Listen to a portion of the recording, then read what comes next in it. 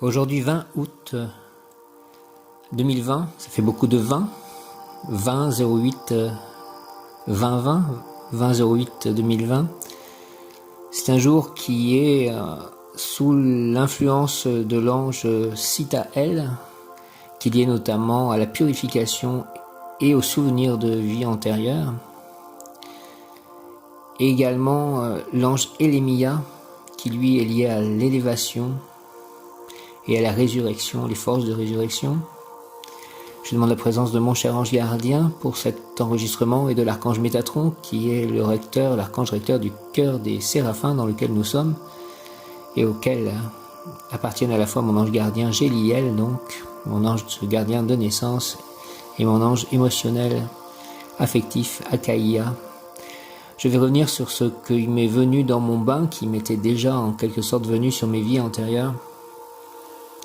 Donc je pense que ma famille de sang, c'est-à-dire ma mère, mon père, ma sœur, il est possible qu'il m'ait empoisonné dans une vie antérieure.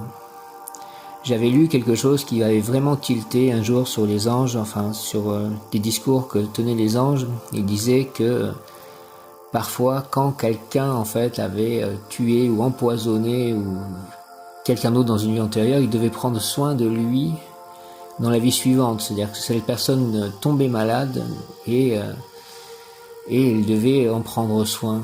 Et quand j'étais enfant, en fait, j'étais obsédé par le fait qu'ils ne partagent pas, que je ne partage pas leur couvert, que je ne bois pas après eux dans une bouteille, que je n'utilise pas un couteau, une fourchette qu'ils aient utilisé. Et ce n'était qu'avec eux que j'avais ces craintes, pas avec des gens extérieurs à la famille ou des gens.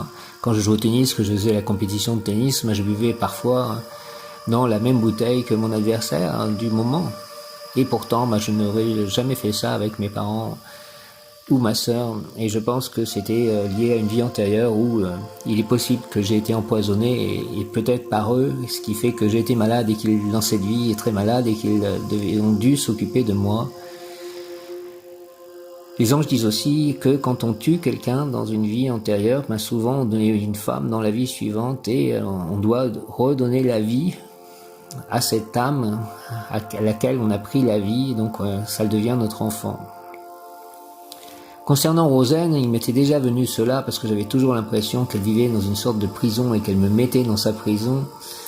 Et je lui avais dit, ça m'était venu aussi, je pense que j'étais en prison à cause d'elle dans une vie antérieure. Il est possible qu'elle soit ma flamme jumelle ou pas, en tout cas qu'on ait eu une relation amoureuse ou de couple ou je ne sais comment, une relation proche, et que en fait, suite à une trahison, je pense, d'elle, je me suis retrouvé innocent en prison. Et c'est aussi pour ça peut-être que j'ai connu aussi pas mal l'hôpital et on va dire l'emprisonnement de l'hôpital. Peut-être que c'est lié aussi un peu à ça. Je pense que j'ai connu la prison. Et ça m'est revenu là encore une fois là dans le bain en méditation et je pense que j'étais innocent en prison. Et j'ai retrouvé encore Rosen dans cette vie-là et elle était en gros, elle vivait dans une espèce de prison sociale qu'elle s'était fabriquée. Donc on va dire retour du karma dans ce sens-là.